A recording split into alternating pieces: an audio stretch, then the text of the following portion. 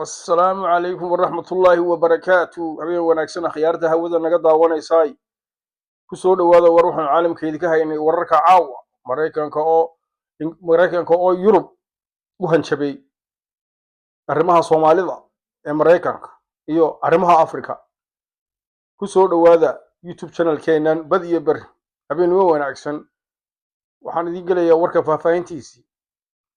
مدحوينة ترام أيها وهنشبي إنه عشور أيها وهنشبي إنه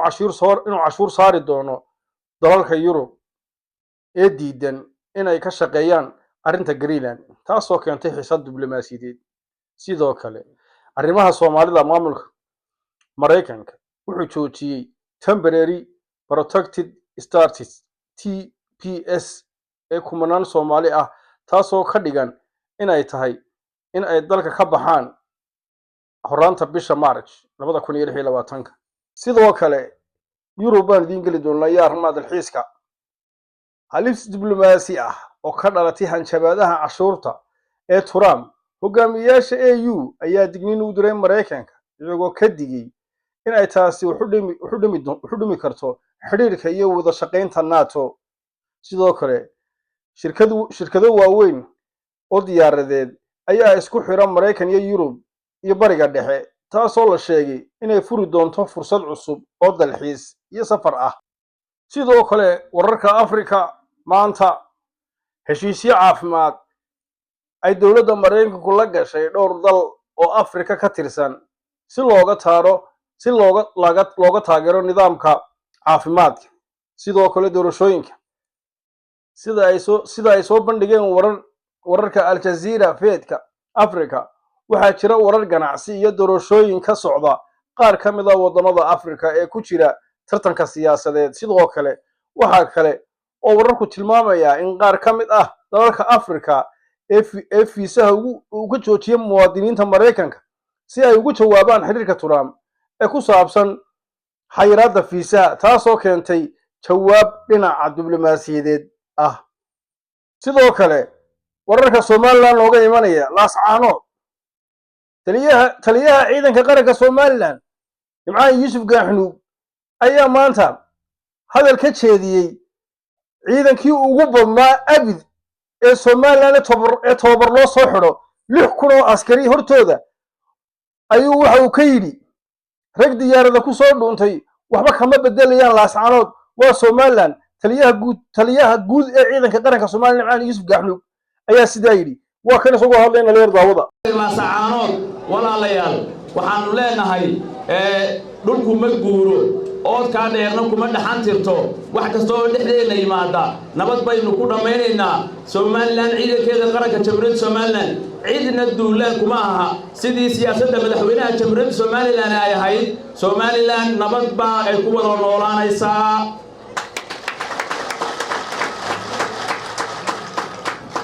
waxaan u sheegayaa qolada muxuu ahaayay ku soo dhuumatay diyaaradana waxba ka bedeli mayso imaatan aad timaado degmo Somaliland ka tirsan adigoo oo 90% meesha aad xukumaysay aanad maanta tagi karin wax allaale waxay ka bedelaysaa ma jirtaana ku biyacaba mudanayaal ilaahay mahadi waxaan anigu maanta taliye ka ahay dhulka iyo qarannimada Jamhuuriyadda Somaliland ee maanta nabadda ku naaloonaya oo 1 kiiloomitir oo laga soo bilaabo Lowyacado ilaa Sool oo maanta joogo aan ku soo maray dhulka gaari tuulo kasta aan soo istaagay sidaan doonana aan ugu soo taxtaxashay laakiin maanta hadii la weydiiyo qolada koonfureed intee in leeg baad maanta gaari ku socon kartaa Soomaaliya gudaheeda su'aasha ayageena u dayeynaa waa inaynu ka sugaynaa insha Allah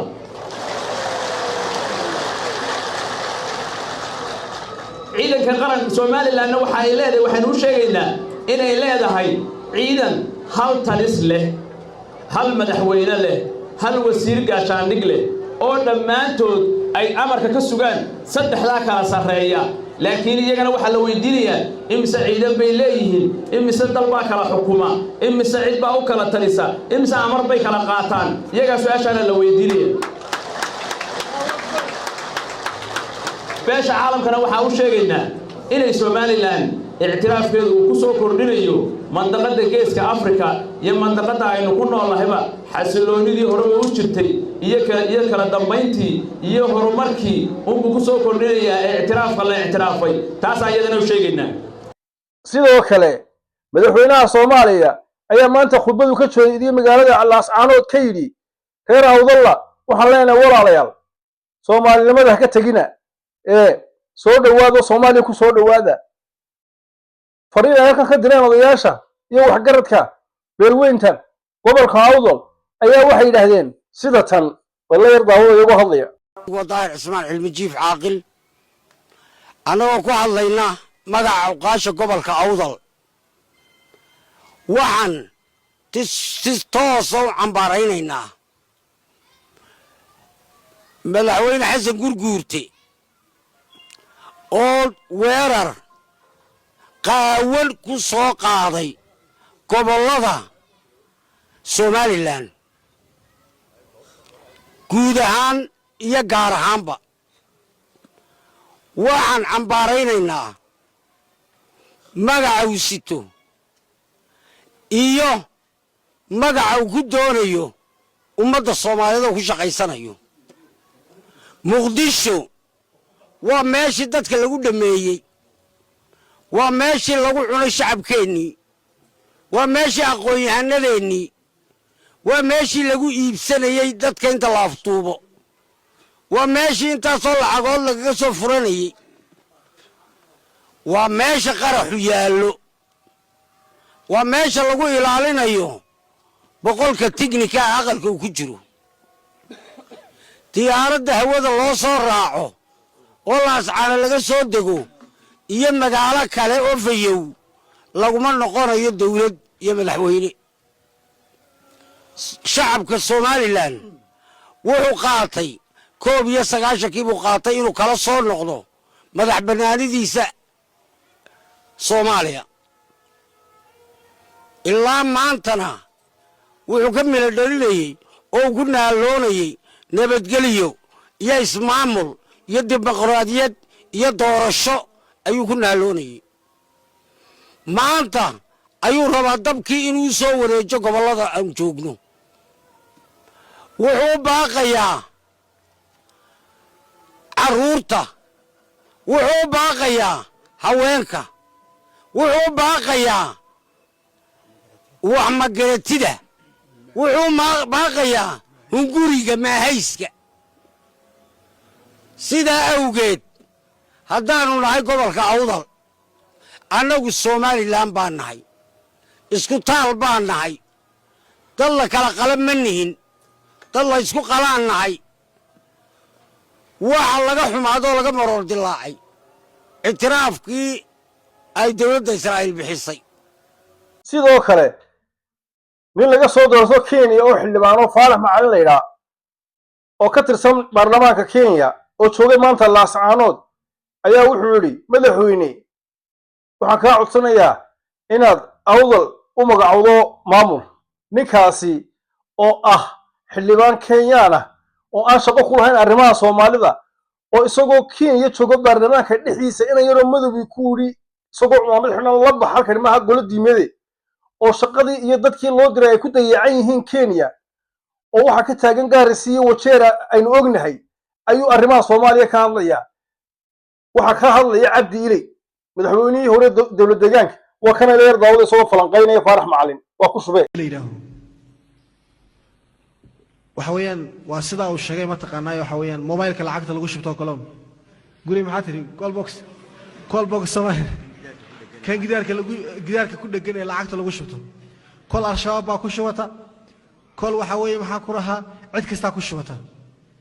inaga xataa mar buu naga codsay inaan ku shubano laakiin waa ka diinay isagu ma aha nin qarinaya ma aha Faarax ninka la yiraahdo horta waa call box waxa xaqiiqa in anagu inuu call box isaga laftiisa noo sheegay oo wararka qaarkood maxaa ku raacay in ay muhiim tahay in lagu shubto isaga laftiisa si dadban si toos ah ugu sheegay Ethiopia anu call box baan hay cidii ugu shubata ciddo waxa ay gashato meega heli saaway isagu soo ku dhaqmay faarax macalin waa call boxna ciddii wax gashatay ku shubata baad ka helaysaa al-shabaab hadday gashato horta isagu waa dundumo soo taqaanaan halkan waxaa geli jiirkii baa geli maskii baa geli jiraqaagii baa geli waxaa geli maxaa ku rah waa dundumo geed ka dhex baxday oo godad badaan leh faarax macalin cid kastaa wax ku shuban karta jiirku waxba ku shuban masku waxba ku shuban waxa weeyaan waa artan cawayaanka yar faraada dundumo soo taqaanaan horta dundumo yaa yaqaana